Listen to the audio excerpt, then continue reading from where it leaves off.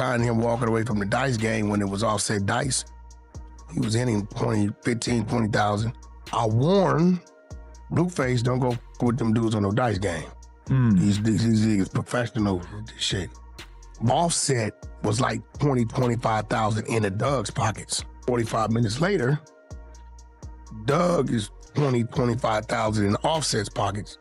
Now it's Offset's dice. Say 1,000 a shot, 5,000. Doug said run it. Offset hits. Doug picks his money up and walks away. And Offset is in disbelief. Now QC Studios, that gate don't open on motion. It got open from inside the building. Offset walks right up and Doug's walking away from him, grabs his left pocket. Some money bulging out of it.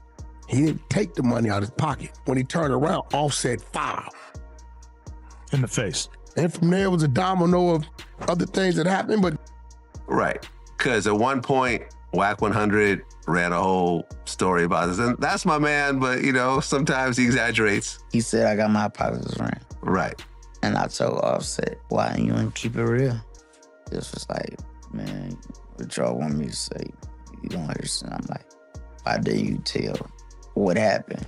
Like, you ain't take nothing from me, But, it is what it is, Wack100, just flat out lied.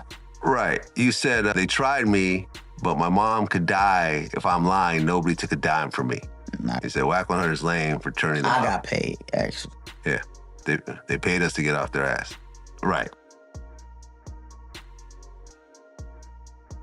Close personal confidant Cardi B unfollow her husband Offset. Do you think it's actually over, or is this just a bump in the road?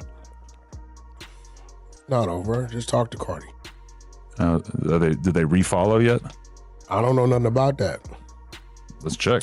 I just think maybe her phone's malfunctioning. I highly doubt that. Cardi's cool, man. Yeah. She follows... Maybe she just wanted y'all to talk about her. 3,389 people. She still follows like Offset Daily, which is some sort of fan account. But let me ask you something. She follows Offset YRN underscore fan page. Let me ask you something. Offset X Cardi, but not the actual Offset. So if your wife unfollows you, you think it's over? Your marriage is dictated by social media following. I don't feel like social media should judge their relationship or marriage, but it's definitely some issues there for sure. In terms of Cardi B and Offset's divorce, Offset is now asking for spousal support. Something wrong with that? No, I'm loving it. It's about to be a city boy summer. You know what I mean? Like, listen, because men have been obliterated by women in divorce court for hundreds of years at this point. To see a guy who actually doesn't have as much money as his ex-wife get some money out of it, shout out to man Kevin Federline. I love to see it. In fact, hold on. Let me just say this. I predict that Cassie's husband's gonna divorce her and take that 15 million. You take half of that 30 million, walk away with 15 million, and get child support and alimony. He's hearing some crazy stuff. He's hearing she was getting hit when he FaceTimed her. Like, exactly. He's hearing some crazy stuff. But in the Offset Cardi B thing, what I would like to see is a fair judgment. I don't know how much Offset has children, but if that's the case, then, a lot of that needs to be gauged, when she has the kids and he got to put his time in. No, well, child support, he's talking about spousal support, which has nothing to do with child support. So he's saying, I'll give you that. No, he wants spousal support, meaning that his spouse makes way more money than him, so therefore, he deserves support because he is the spouse with the lower income. So what if she counters what I want child support? Well, it depends on who. Offset once admitted something that shocked a lot of people. He said he signed million-dollar deals without reading them. Not because he was careless, but because at 20 years old, when somebody puts $2 million in front of you, logic goes out the window. And that one mistake didn't just cost him money, it followed him into business beefs, personal drama, and one of the most controversial stories in modern hip-hop. Because when the industry knows you don't fully understand the game, they don't just take advantage of you once, they keep playing you until everything around you starts falling apart. And that's where this story really begins. The music business isn't built to educate artists, it's built to exploit urgency. Offset explained it perfectly. You're young, hungry, trying to make it out. Someone tells you, you got a hot song, here's 2 million. What they don't say is, we own you now. Albums drop, labels make tens of millions, and the artist still in debt because every expense gets charged back to them. Marketing, studio time, travel, promo. So even when the label recoups, the artist is still counting down a negative balance. That's not success, that's a leash. Offset didn't realize how deep he was in until years later, and by then, the damage was already done.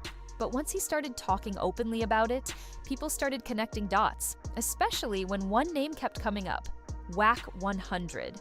Wack100 isn't some outsider. He's been in the industry for decades. West Coast politics, high-profile artists, street ties, media presence. Everybody knows Wack100, and Wack100 knows everybody. But his reputation around contracts and control, that's where the questions start.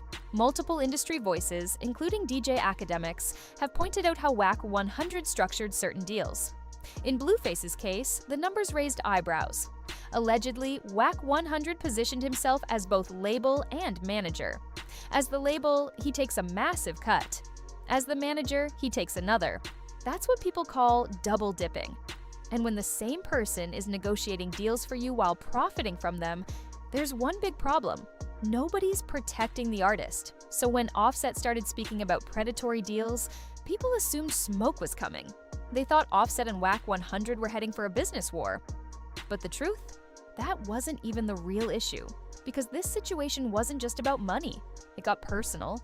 Here's something most people didn't know. Wack100 and Cardi B had a relationship before Offset ever entered the picture. Years of mutual respect, real connection. So when Offset and Cardi B's relationship problems started playing out publicly, Wack ended up pulled into the middle, whether he wanted to be or not. Things escalated when Blueface, who Wack100 manages, posted alleged information involving Offset and Christian rock. The internet went crazy. Offset immediately blamed Wack100. From his perspective, Blueface wasn't moving without permission. Wack100 says that wasn't true. He claims Blueface acted on his own. But here's the part that changed everything.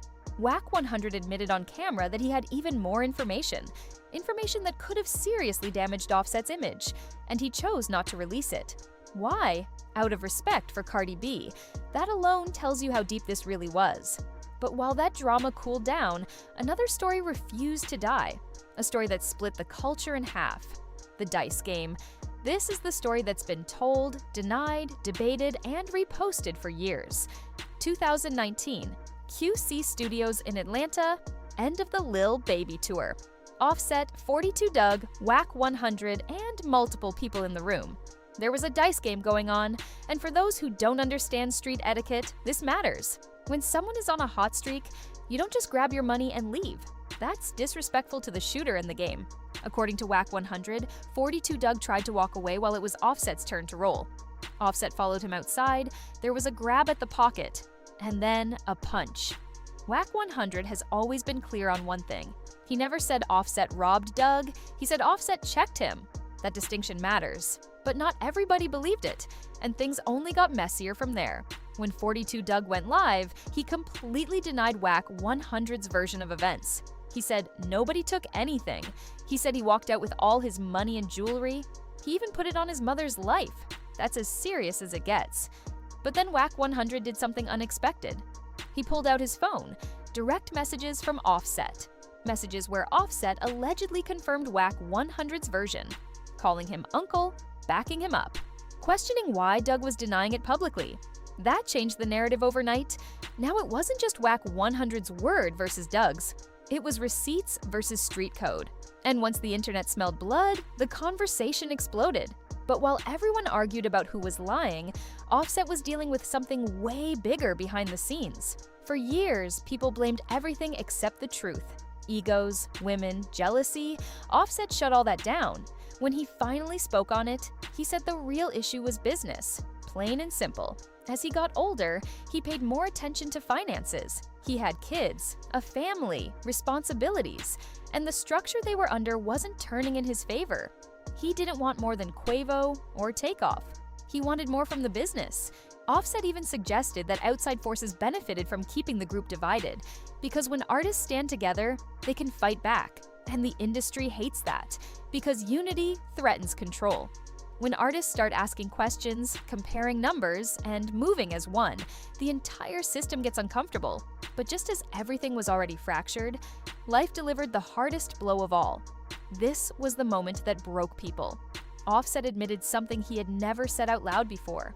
Not in a song, not in a caption, not hidden behind bravado. He said he carries guilt, real guilt. He wonders if things would have played out differently if he never went solo.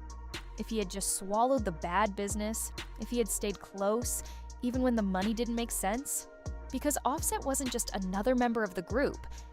He was the one who read the room, the one who could feel when energy shifted, the one who knew when it was time to leave before things went left. And that night, he wasn't there. That thought alone has followed him ever since. The idea that one decision, one step away, might have changed everything. Not in the business, in real life. And as if that weight wasn't heavy enough, the internet made it worse. People speculated. They created narratives. They said Offset and Takeoff weren't even close, that they weren't speaking, that there was tension, distance, bad blood. None of that was true. But once a lie travels far enough, it starts to feel real. And for someone already carrying grief, those rumors cut deep. This wasn't about clout. It wasn't about beef. It wasn't about headlines. This was about regret.